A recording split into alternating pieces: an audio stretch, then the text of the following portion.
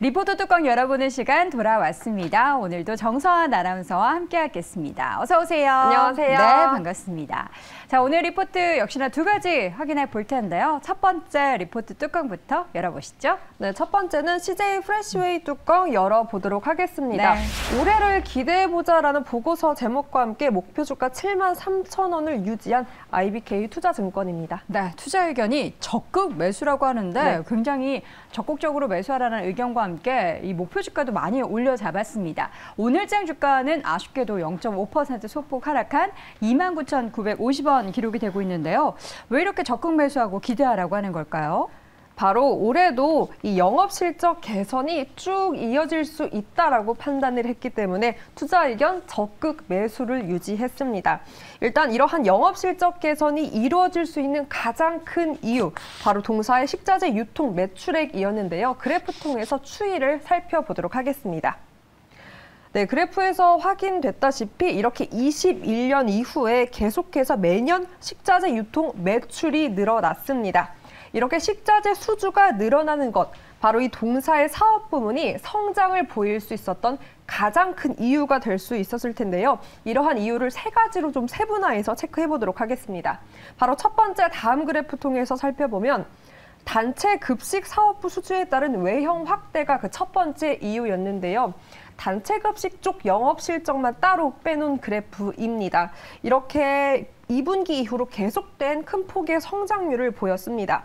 물론 이러한 성장은 지난해 수주한 물량이 반영되었기도 하고요. 대형 사업장 수주가 지속되었기 때문에 이렇게 큰 폭의 성장을 보일 수 있었습니다.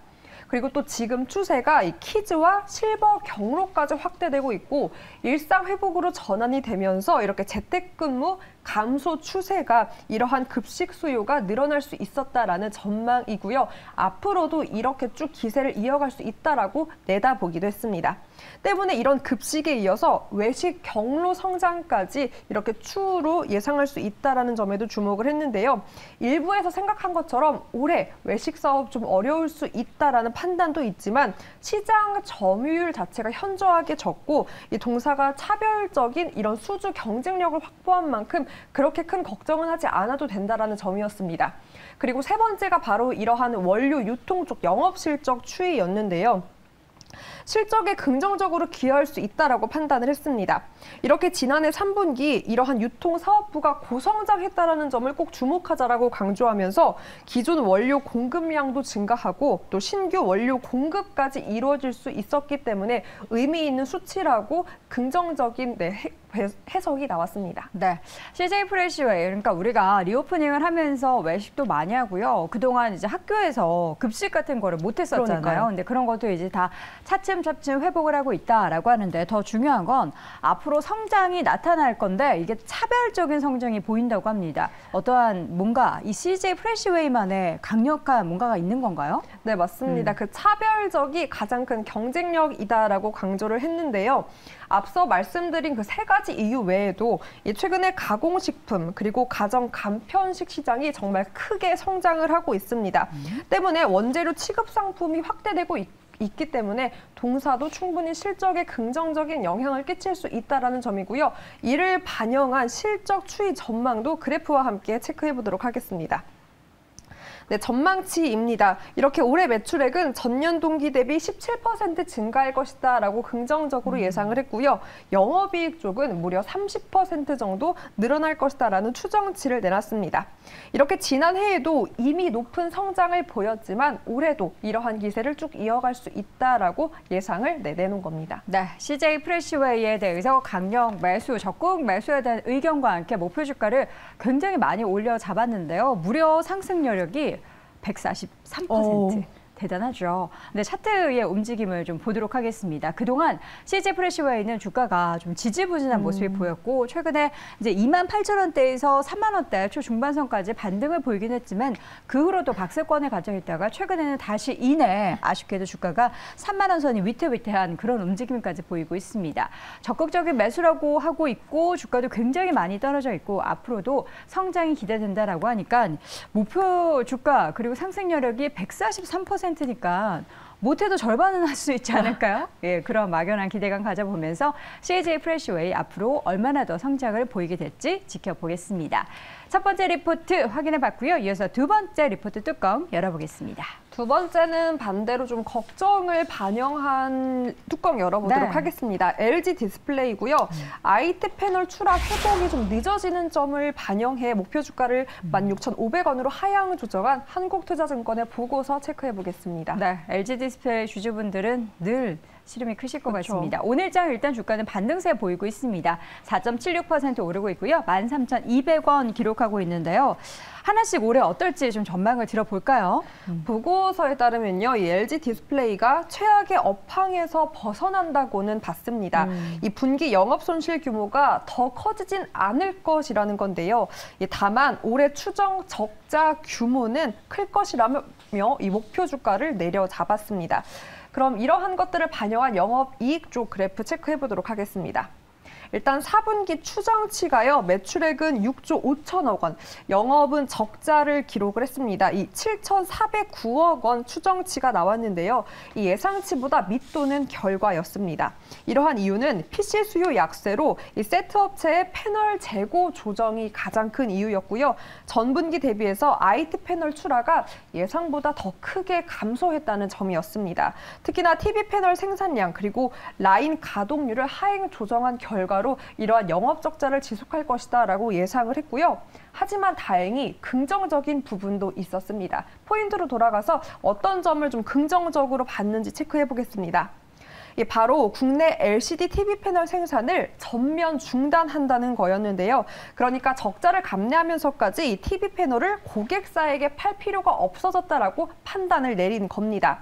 또한 모바일 쪽 이 OLED 패널에서는 적자 축소가 지속이 되면서 이러한 흐름으로 4분기 이 1,500만 이상을 출하해 적자폭을 줄여 나갔다는 결과를 보고했습니다. 이 같은 긍정적인 부분을 반영해서 올해 하반기에는 그래도 영업 흑자로 전환할 수 있다라는 긍정적인 부분을 꼽았고요. 이렇게 또 첫 번째 이유를 그래프와 함께 보도록 하겠습니다. 영업 흑자 전환이 가능한 첫 번째 이유가 바로 이 OLED 쪽 패널 출하 회복을 예상했던 거였습니다.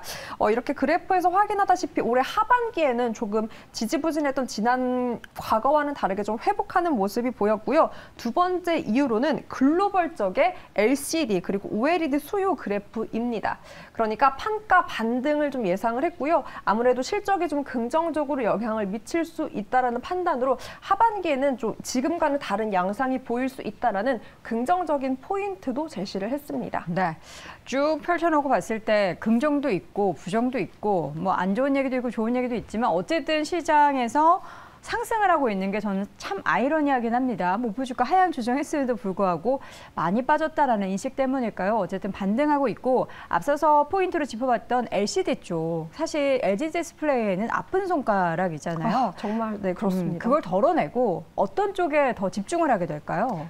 그런 부분들을 하나하나 짚어보도록 하겠습니다. 네. 말씀드린 대로 정말 아픈 손가락이 그 LCD입니다. 앞에서 말씀드린 대로 OLED 쪽에서는 기대감이 있었지만 가장 큰 걱정거리를 안고 있기 때문인데요.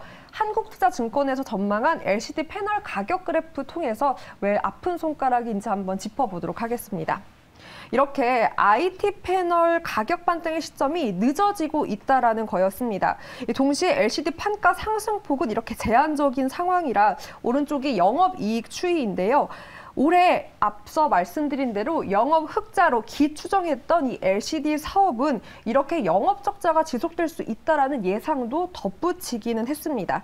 다만 앞서 긍정적인 부분으로 꼽았던 그 OLED 쪽, 이 OLED 쪽의 사업을 아무래도 계속 전환점, 관점 포인트로 둬야 된다라고 강조하기도 했는데요. OLED 사업이 정상화만 도와준다면 이러한 LCD 쪽의 걱정은 어느 정도 덜어낼 수 있다라는 기대감과 또 우려감이 섞인 보고서 전망이었습니다. 이러한 혼조 섞인, 그러니까 증권사도 좀 분석하기가 어려웠던 LG 디스플레이가 오늘 그래도 좋은 흐름을 보이고 있는 이유가 바로 이렇게 기대감을 갖고 있는 기술력, OLED 쪽에 대한 호재성 소식이 있었는데요. 다음 기사 통해서 체크해 보도록 하겠습니다. 바로 이 LG 디스플레이가 세계 최대 가전 전시회죠. 이 CES 2023에서 혁신 기술을 OLED 쪽에서 보인다라는 거였습니다. 이렇게 화면에서 사진에서 볼 수 있다시피 별도 스피커가 없는데도요, 화면에서 소리가 난다고 합니다.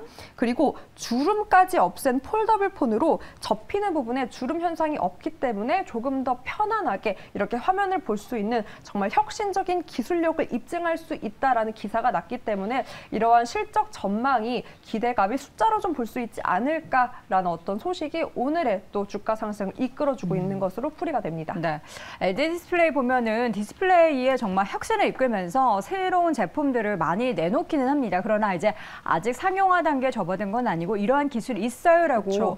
보여주는 정도인데 사실 주가는 보여주기가 부끄러울 정도로 많이 하락하고 있습니다. 최근의 차트를 봐도 그렇고 연봉 차트로 그동안의 움직임을 봐도 그렇고요. 계속된 주가의 하락세가 보이면서 그 하락은 멈추지 않고 있습니다. 물론 오늘 지금 확인했었던 16,500원보다 조금 더 높은 한 18,000원의 목표 주가를 제시한 것도 있지만 이게 무슨 의미인가 싶을 정도로 주가는 계속된 하락 흐름 보이고 있는데요.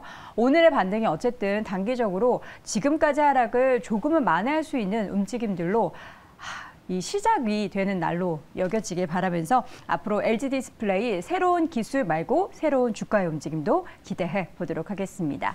자, 이렇게 해서 오늘 역시나 리포트 뚜껑 두 가지 종목 함께 열어봤고요. 정선 아나운서와 함께했습니다. 고맙습니다. 고맙습니다.